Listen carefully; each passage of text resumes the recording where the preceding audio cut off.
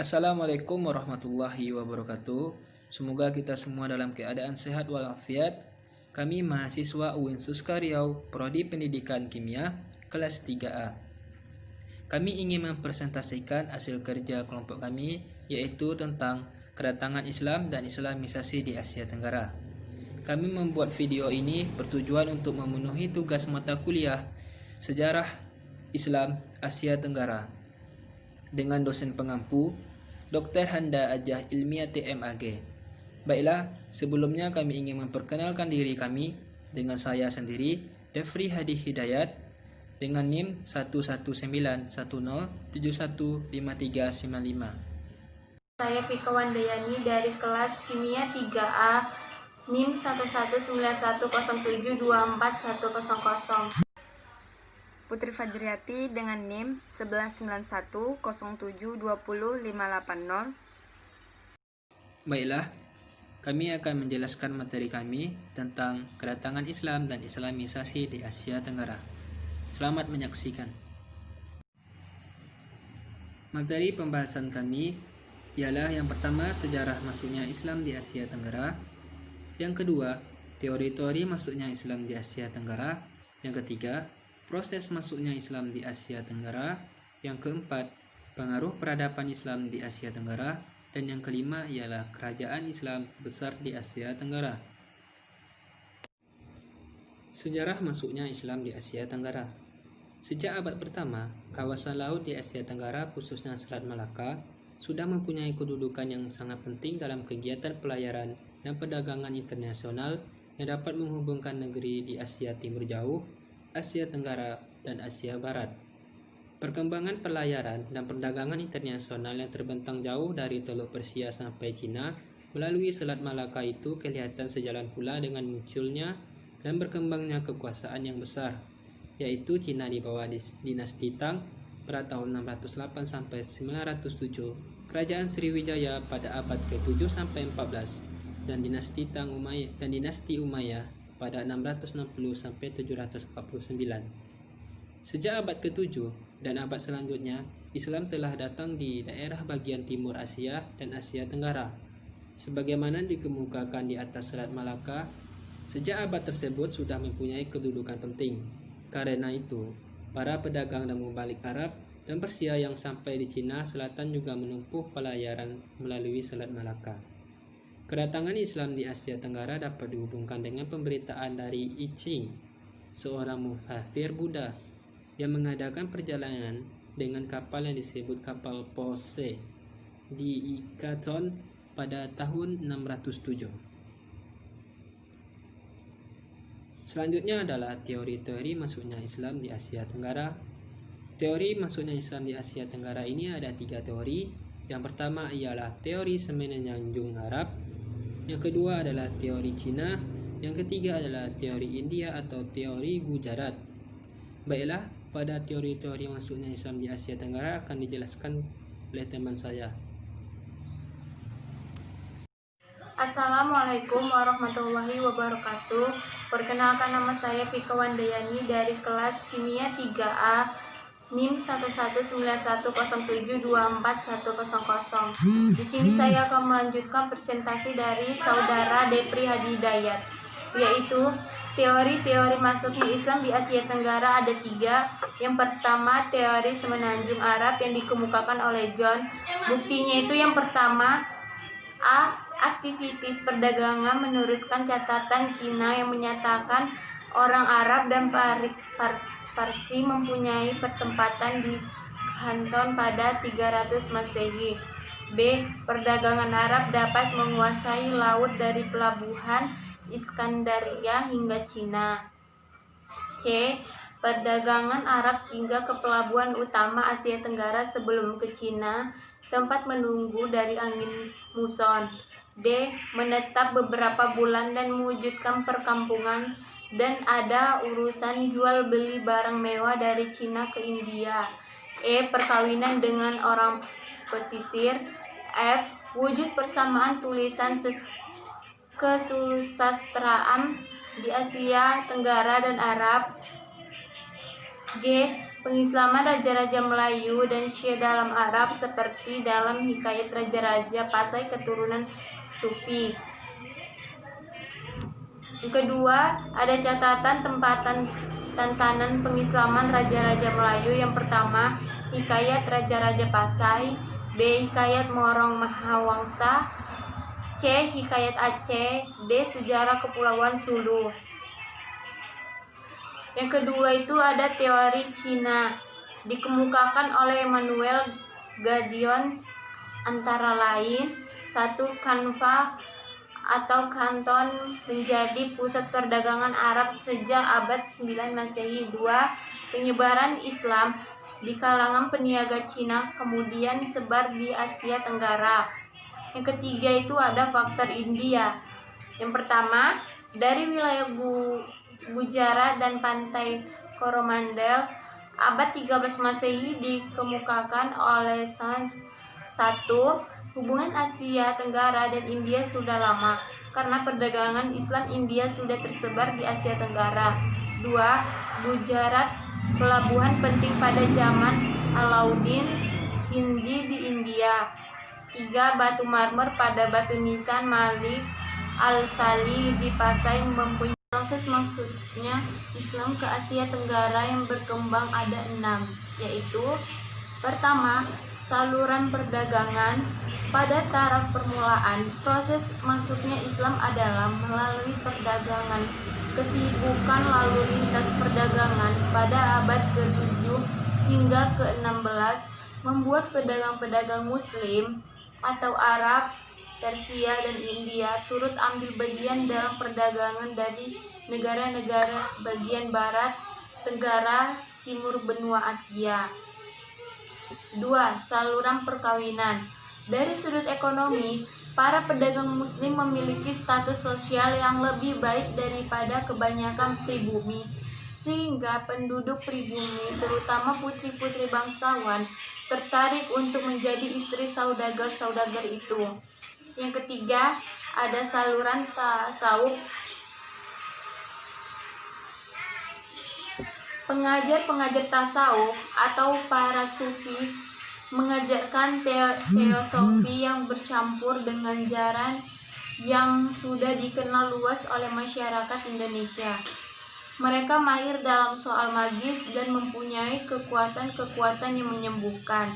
Di antara mereka juga ada yang mengawini putri-putri bangsawan setempat dengan tasawuf dalam bentuk Islam yang diajarkan kepada penduduk pribumi mempunyai persamaan dengan alam pikiran. Selanjutnya, yang keempat, saluran pendidikan. Islamisasi juga dilakukan melalui pendidikan, baik pesantren maupun pondok yang diselenggarakan oleh guru-guru agama, kiai-kiai, dan ulama. Di pesantren atau pondok itu, calon ulama, guru agama, dan kiai mendapat pendidikan agama. Setelah keluar dari pesantren, mereka pulang ke kampung halaman atau berdakwah ke tempat tertentu mengajarkan Islam. Misalnya, pesantren yang didirikan oleh Raden Rahmat di Ampel Denta Surabaya dan Sunan Giri di Giri. Pesantren ini banyak yang diundang ke Maluku untuk mengajar agama Islam. Selanjutnya yang kelima, saluran kesenian. Saluran Islamisasi melalui kesenian yang paling terkenal adalah pertunjukan wayang. Dikatakan Sunan Kalijaga adalah tokoh yang paling mahir dalam memantaskan wayang. Dia tidak pernah meminta upah pertunjukan, tetapi ia memiliki para penonton untuk mengikutinya mengucapkan kalimat syahadat. Sebagian besar cerita wayang masih dipetik dari cerita Mahabharata dan Ramayana, tetapi di dalam cerita itu disisipkan ajaran-ajaran pahlawan Islam. Kesenian-kesenian lainnya juga dijadikan alat Islamisasi seperti sastra, hikayat, babat, dan sebagainya, seni bangunan, dan seni ukir. Selanjutnya yang keenam, saluran politik. Di Maluku Dan di Sulawesi Selatan, kebanyakan para rakyat masuk Islam setelah rajanya memeluk Islam terlebih dahulu. Pengaruh politik raja sangat membantu tersebarnya Islam di daerah ini. Di samping itu, baik di Sumatera dan di Jawa maupun di Indonesia bagian timur, demi kepentingan politik, kerajaan-kerajaan Islam memerangi kerajaan-kerajaan non-Islam. Baiklah, di sini saya akan melanjutkan penjelasan yang telah disampaikan oleh Vika Wandayani sebelumnya, yaitu pengaruh peradaban Islam di Asia Tenggara. Yang pertama yaitu pemerintahan. Pengaruh peradaban Islam di Asia Tenggara yang pertama pemerintahan, yaitu perubahan dalam sistem pemerintahan raja dalam sistem Islam seperti sultan sebagai raja atau ketua negara dan kerajaan. Yang kedua, penasehat sultan dengan sebutan jawatan hadi, hatib, bilal, pemungut zakat, penyelia baitul mal, dan penjaga harta wakaf. Yang ketiga, memupuk semangat persaudaraan di kalangan umat Islam. Yang keempat, Raja Malaka diberi gelaran Khalifatul Mukminin, artinya pemimpin orang mukmin. Yang kelima, Islam menjadi agama resmi dalam kerajaan Malaka, Brunei. Yang keenam, penggunaan konsep Khalifah Allah, ialah wakil Allah di bumi, harus menunaikan amanah dan perintah dengan adil serta menerapkan unsur Islam bagi menggantikan konsep Dewa Raja Hindu. Contohnya Sultan Al-Zahil Samudra Pasai. Yang selanjutnya, yang ketujuh, undang-undang syariah diperkenalkan. Yang kedua itu dalam bidang pendidikan. Adapun pengaruhnya yaitu yang pertama dalam sistem pendidikannya. Sebelum Islam, pendidikan hanya terbatas kepada golongan bangsawan saja. Yang kedua, selepas Islam tersebar luas kepada seluruh masyarakat, disebarkan melalui istana, pondok pesantren, madrasah, dan surau. Yang ketiga, pusat pendidikan awal Muslim, kerajaan Perlak di Sumatera Utara melalui dayah atau pondok Samudra Pasai sebagai pusat terjemahan karya agama dan tempat rujukan kerajaan Islam seperti Malaka. Yang kelima, pendidikan pondok muncul awal kedatangan dan perluasan Islam di Asia Tenggara seperti di Patani, Aceh, dan Jawa. Yang terakhir, wanita juga digalakkan belajar dan diberi peluang yang sama dengan lelaki baik dalam pemerintahan. Yang selanjutnya dalam lembaga pendidikannya pengaruhnya yaitu dalam istana itu dijadikan sebagai tempat ulama bicara hukum dengan sultan dan pembesar. Juga disampaikan ilmu dan nasihat sultan. Surau digunakan sebagai tempat belajar Al-Quran secara tidak formal dan gurunya tidak mengajar dengan tetap. Yang selanjutnya madrasah, sistem pendidikan formal. Pondok itu dijadikan sebagai pusat pengajian Islam terutama di Patani dan Melayu. Di Aceh Daya dan di Jawa dikenal sebagai pesantren. Setelah ada pengaruhnya Islam ini, materi ajar itu yaitu fikih, usuluddin, tasawuf, hadis, tafsir, bahasa pengantar yang digunakan adalah Melayu dan bahasa Arab. Pengaruh Islam selanjutnya yaitu cara hidup. Sebelum Islam datang dalam masyarakat itu menganut animisme. Hindu dan Buddha setelah Islam datang berangsur hilang. Cara berpakaian Islam seperti berkerudung dan bersongkok, sifat tolong-menolong, hormat menghormati, dan bekerja sama, bersatu dan wujud semangat kerjasama. Yang terakhir yaitu kesenian. Khat pada batu nisan, sebilah mata keris, dan ukiran kayu.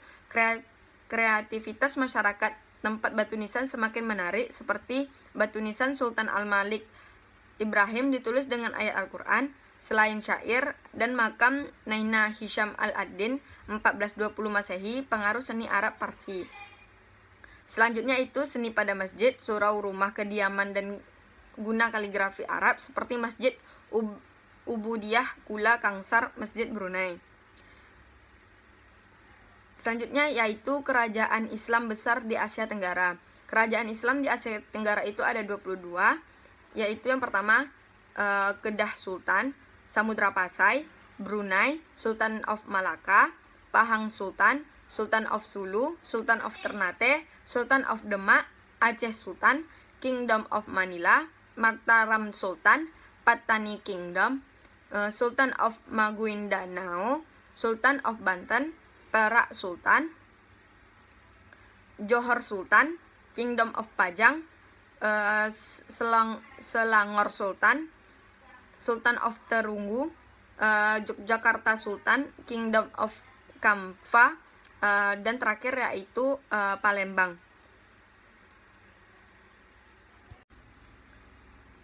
Baiklah, selanjutnya yaitu adapun referensi yang kami gunakan yaitu buku Sejarah Pendidikan Islam yang ditulis oleh Hanum Asrofah, Renaissance Islam Asia Tenggara yang ditulis oleh Azumardi Azra, Islam dan Nation Formation in Indonesia, penulis dari Andi Bakti Faisal, Islam di Asia Tenggara oleh Ahmad Ibrahim, Sejarah Masuk dan Berkembangnya Islam di Indonesia oleh Muhammad Ibrahim, Pembangunan dan Kebangkitan Islam di Asia Tenggara oleh Saiful Muzani, Sejarah Peradaban di Asia Tenggara oleh Si Subagu, dan Sejarah Peradaban Islam oleh Supriyadi, dan terakhir adalah Sejarah Peradaban Islam oleh Badri Yatim.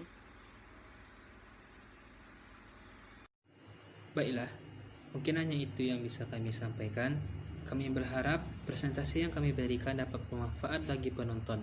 Jika ada kekurangan dan kesalahan dalam menyampaikan materi kami mohon maaf, kerana kesempurnaan hanyalah milik Allah Subhanahu wa taala. Akhirul kalam, wassalamualaikum warahmatullahi wabarakatuh.